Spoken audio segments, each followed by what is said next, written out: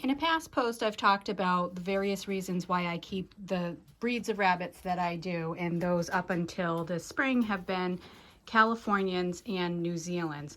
This spring, I added some Champagne d'Argents to the Rabbitry, and today I thought we would talk about what drew me to this breed, how it's going this far, and where we're headed with these.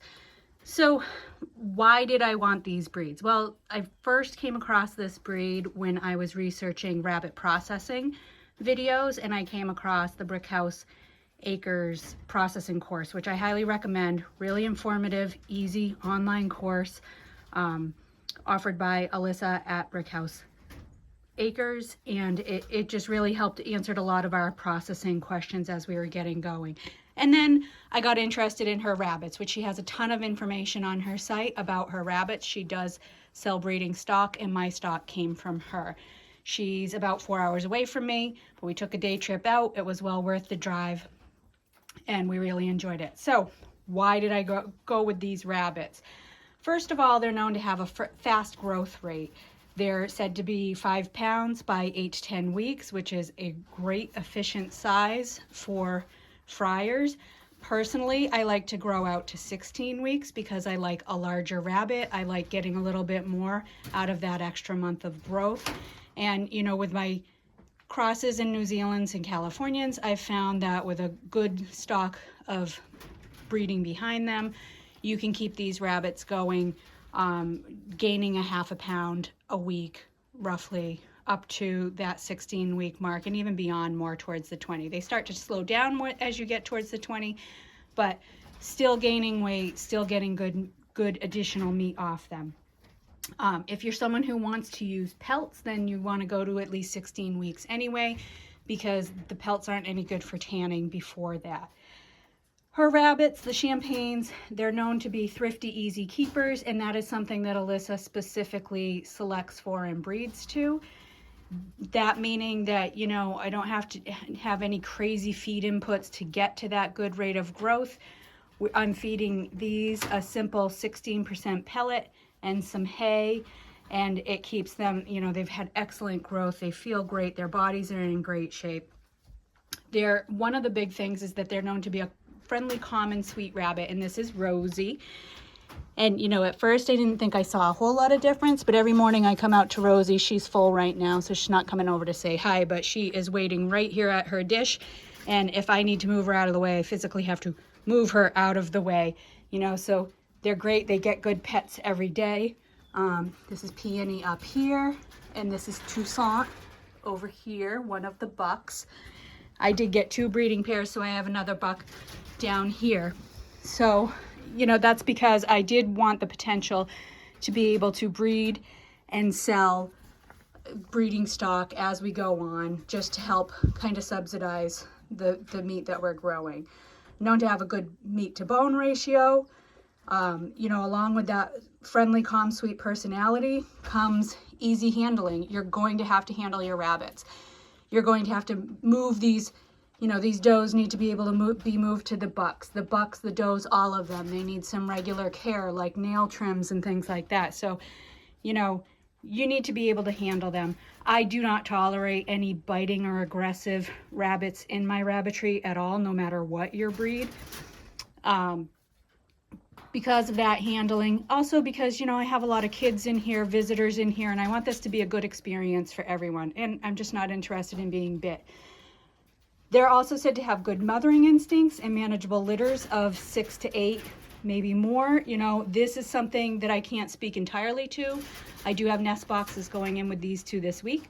So we're about to jump off on that journey, and we will see how their mothering is, how their nesting instinct is, and then I'll be able to collect more information also on the growth rates of the kits and see how well we're hitting that 5 pounds by 8 to 10 weeks.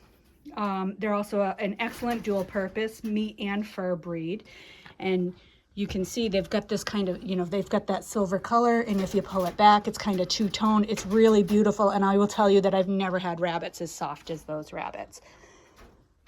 They're a heritage breed, so, that's something I enjoy, contributing to the conservation of a heritage breed.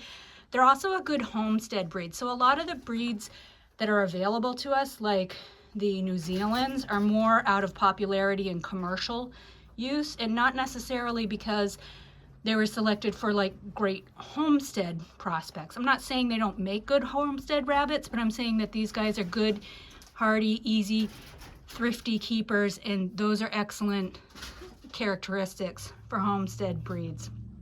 They handle the cold really well, due in part because of, you know, that fur bearing capability. One slight drawback is that people in warmer climates say they sometimes have a hard time with the champagnes because they do have a heavier coat, and so they maybe don't take the heat well. But to that, I would say this summer we had a lot more days of over 90 than we've ever experienced before, more than twice as many as we usually have. 4 heat waves, which is, we do get you know, periodic heat waves here in Massachusetts where I am, but nothing like we had this summer. And here in my barn where, you know, I've got good airflow, they're always in the shade. These guys handled it great, and I did nothing extraneous, nothing over the top. I did keep an eye on them, obviously, extra water, all of that, but that goes for all my rabbits. And they came through it just as well as the New Zealands and the Californians. We really didn't have any problems there. So, you know, another reason that I picked them was that potential to sell and help subsidize. And that gives me multiple outlets and interest for sales in like meat, pet, and show areas. They are not an uncommon breed, but they're not that common either. In other words, they're not as easy to get a hold of as Californians or New Zealand's and some of the other breeds. So it is nice to think that I'm doing my part to kind of grow this breed, you know, and make them more widely available. A breed that I think I have high hopes for. I think we're really gonna like keeping, and that we can pass that on to other people. And finally, you know, just because I thought they'd be fun and interesting, I put a lot of work into my rabbits. I'm in here every day. You know, it's nothing that I feel is extraneous, but if you're putting the work in, you're spending the time, why not just do something because it interests you? You know, so to me, that counts. They just looked neat. They have that color changing coat where they start as kits, they're born black. They slowly silver out. They go through these neat, fun stages of different modeling and colors. They end up kind of with a black top hat that then, as adults, you end up with kind of that darker nose. And these guys, because they're still young, they're only around 7 months old, I would expect that their coats will continue to lighten out and get a lighter silver gray. They may even lose more of that darkness around the head. So, you know, that's it. That's my spiel about them. They are proving to be a very friendly, personable breed, really easy to handle. I did just breed these 2 does. We're going to see how that goes in the coming week. But I am also aware that, for one, this is first time breeding for both the does and the bucks, but also that we had those periods of high heat and we were just coming out of them when I bred. So as for all my rabbits in this rabbitry, I am not going to be surprised if we have some low numbers, slow to breed, things like that. And that I am blaming more on the heat than anything else. One note, all of these are known characteristics of this breed, but any breed is only as good as the breeding behind it. So, you know, I had spent honestly over a year on Alyssa's site back and forth, following her on Facebook.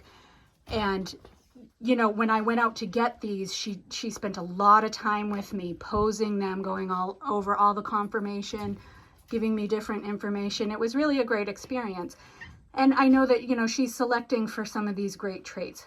So any rabbit breed, you want to be aware and think about the breeder and your goals and theirs, and see, you know, how that matches up, and know that the animals, if they're not being selected for body type, growth rate, conformation, temperament, then there's a potential there for some of those less desirable characteristics to sneak in.